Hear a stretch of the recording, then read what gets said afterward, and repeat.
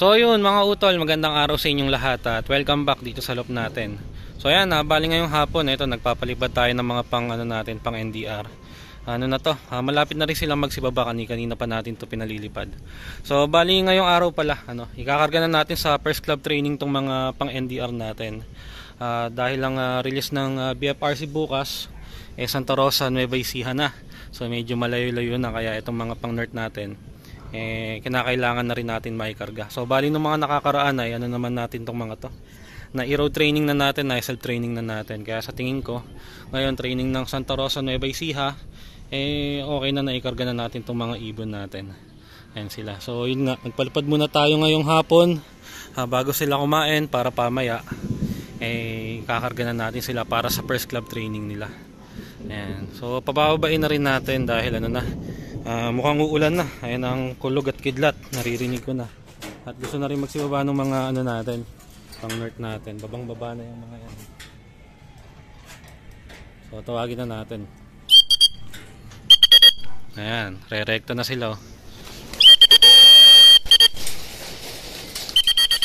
Ayan. Ayun. So ayan, nagsisikain na sila. Pagkatapos nilang rumonda, nung tinawag natin, rekta pasok na agad para makakain sila.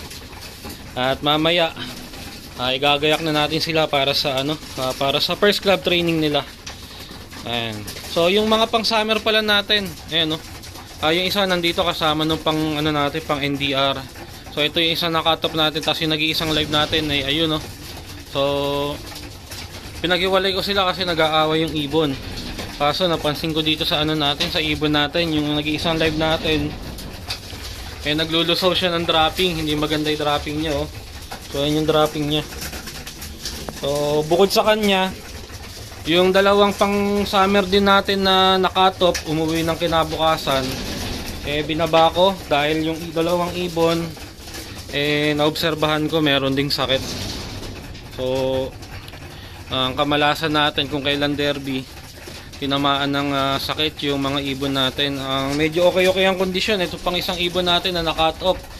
Siya yung magandang droppings kumpara dun sa natin, sa natin, sa nag-iisang live natin nung nakaraan, yung nag-clock ng bigan. So ito, ngayon naobserbahan ko yung droppings niya, hindi maganda.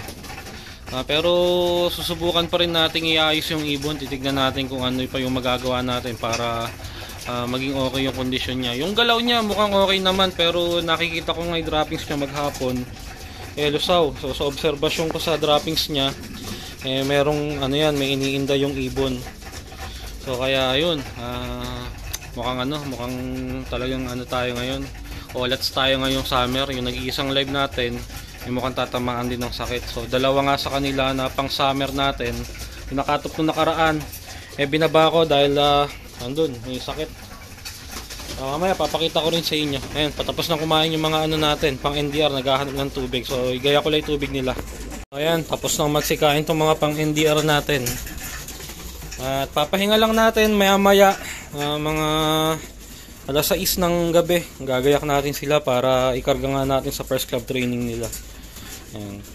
So tingnan natin kung ano yung magiging pauwi natin bukas sa first club training nitong mga pang NDR natin. Yan sila. So bali 19 lahat yung isang pang summer natin na nakaraan na white light, yung nagka-problema sa pakpak, ito na Ayan, kinarga ko siya dito, yung pakpak niya patubo pa lang, pero rumoronda naman. So kaya sasama na natin siya sa training. Kaya itong mga pang NDR natin 19 silang lahat ngayon. Ayan. So maya-maya babalikan ko kayo. So ayan mga utol, ito yung dalawang ibon natin na na pang summer natin Yan yung hen na pinampupuling natin. Ayan, matamlay siya tapos ito nga yung isa, ito yung second bird ng first lap, first bird ng second lap, first bird ng third lap, tapos ng fourth lap nga nabutas. Ayan, ngayon may sakit yung ibon. Ayan So yung patokan nila hanggang ngayon hindi nila nauubos So hindi kumakain yung ibon, puro tubig lang. Yung tubig malapit na namang maubos. Ayan. So ayun, tinamaan ng kamalasan tong mga ibon natin na to. Ayan. So sayang kung kailang mga naka-derby na, kung kailang kung kailang malayo na yung derby, saka sila tinamaan ng sakit. Ayan. So sayang talaga.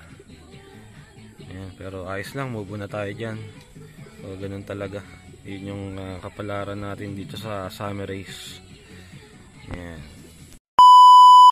So ayan mga utol, at naka-ready na yung mga pang NDR natin. So 19 lahat ng dala natin. Tignan natin kung ano yung magiging uwi ng mga ibon natin bukas sa first club training nila. So ngayong hapon ayan, medyo maulan dito sa amin, maambon. So sana bukas okay yung lagay ng panahon. Ayan. So biyahe na tayo, punta na tayo doon sa loading station. Bunyan. Hindi yun, bibiyahe ng Kabanatuan. Talo ko sa... Paano dito naman yan? Kaya na rin. Bawas ko Kaya lang.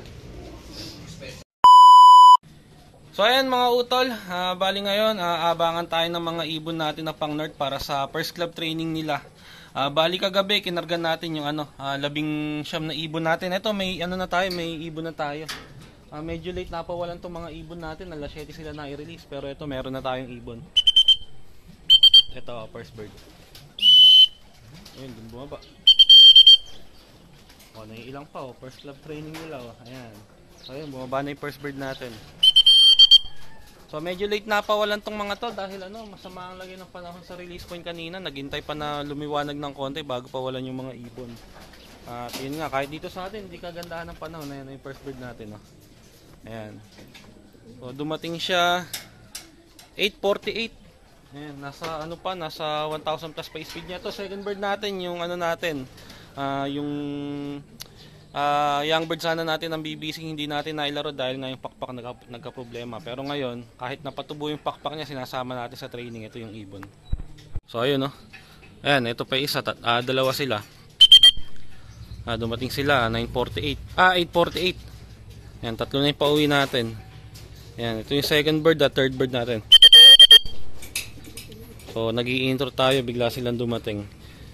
So, akala ko malilate nang uwi itong mga ibon dahil ngayon hindi ganun kaganda ang panahon. Kahit dito sa atin makikita nyo naman Ayan, medyo maulap. May araw kaso hindi masyadong tanaw. Sa release point ganun din, kaya nga alas 8 na pawalan yung mga ibon. So, ang distance nitong Santa Rosa Nueva Ecija dito sa loob natin ay 53 kilometers.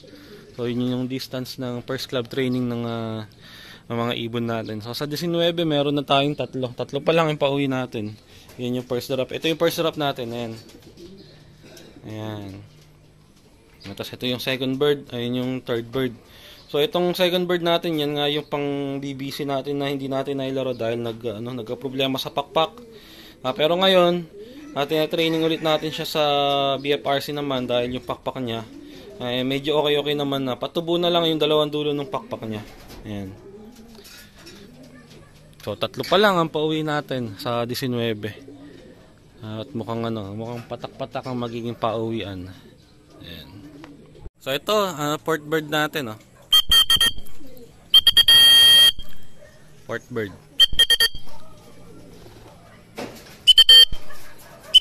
Naninibago sila ngayon. Ayan, ito. Natin, pang 5 ibon. Ito na yung pang 5. Saan na yun ito? Peep bird. Ayan, mga galing sa likod. May ilang-ilang pa. First club training pa lang nila to. Hindi pa marunong rumekta yung mga ibon. Ito, pang-6 na ibon. Galing na ring likod.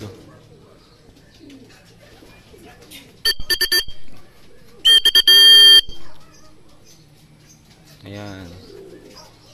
Hindi mga makarekta ng baba. Naiilang. Ayan yung isa natin. Yung pang port bird. Yung port bird at peep bird natin hindi makababa. Naiilang sila, hindi sila sanay ng ganyan. Eksakto 1-1 pala yung speed ng tatlong ibon natin. 8:48, 1-1 sakto. Nasaan na yung dalawa ito? Ayan. Naiilang. Ayun, nababa din. Naiilang talaga. Nagulat siguro sa dami ng kasama nilang ibon sa truck. Yung isa natin doon nata nababa. So hayaan lang natin, huwag natin bigla. Ito pa pala, hindi pa pala nabababa. So hayaan lang natin sila, wag muna natin silang sign pumasok para hindi agad madala yung ibon. So ayun. Pa lang? Meron pa lang tayong 5. Yung isa nandun pa sa labas. 6 pala, 6. Yung isa nandun pa sa labas, ikot pa ng ikot. Ayan. So ito na yung mga pauwi natin. So ito, pang 7 ibon natin. Oh. Ayun. Puro galing na sa likod to. Mga overshoot. Ayan ay white light. Ayan. Sinabayan na siya nung ano natin. Nung pang-6 na ibon. Ayan. Ayan. Naiilang bumaba yung isa nang walang kasabay. Oh. At mga nanibago nga kasi kaya ganyan. So ayan. Nalata sa kanila na medyo gulat. So ito yung isa natin, pang 8 ibon. So pang 8 ibon pa lang sa 19. Walang pa ng 11. Ay, kapatid ni Bullet.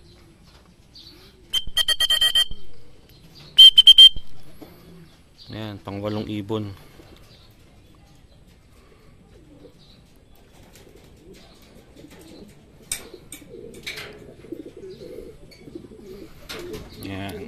So 8 na yung pauwi natin.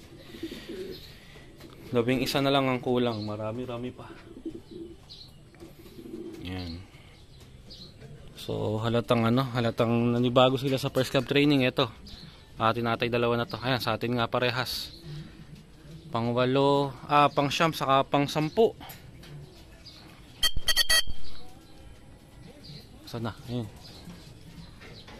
Isa lang sa atin, di pala sa atin yung isa. Pang pang 9 na ibon lang to.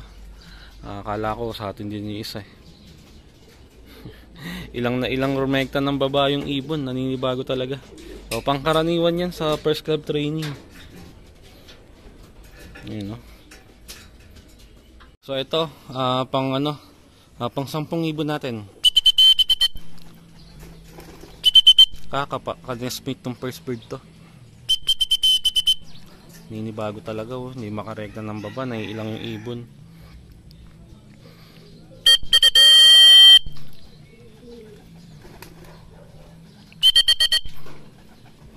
Yun. So ayan, meron na tayong 10 pauwi.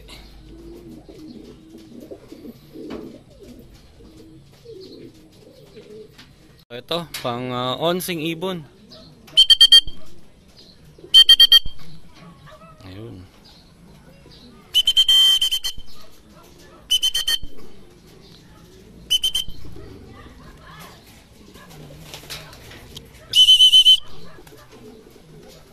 Naiilang. Hindi makababa ng landing board. Ayun.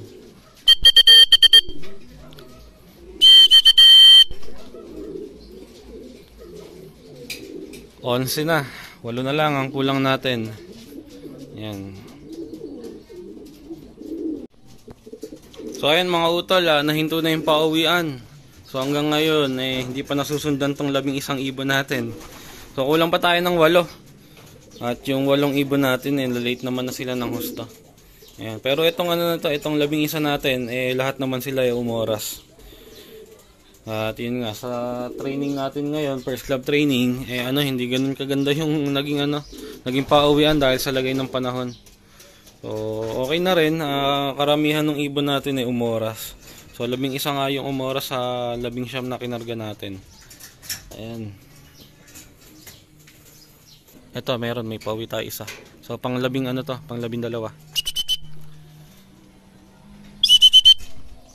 Ayan.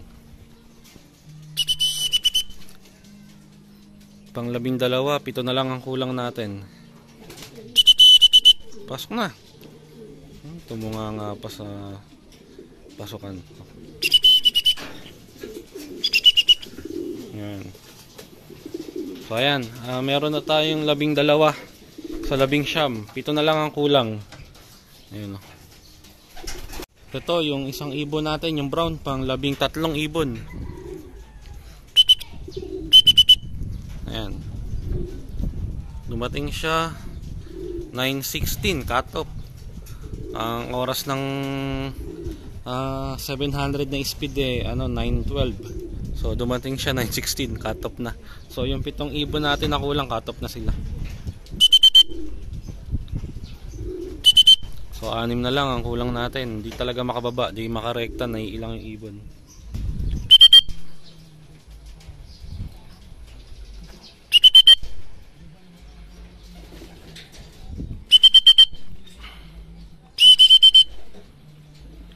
Ay, pang pumasok. Yan. 13 na sila. 6 na lang ang kulang natin.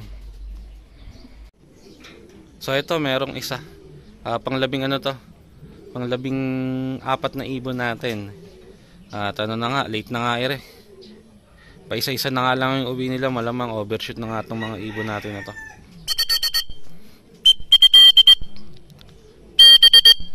Hindi makababa, oh.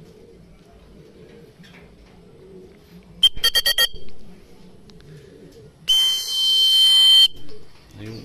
So ayun, nababa rin dun sa kabila bumaba. Hindi makarekta ng landing bird talaga. Naiilang ang ibon.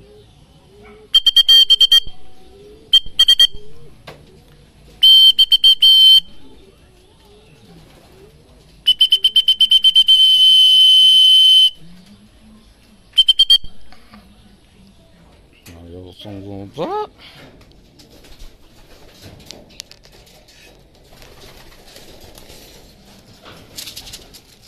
Ayun, bumaba na pala.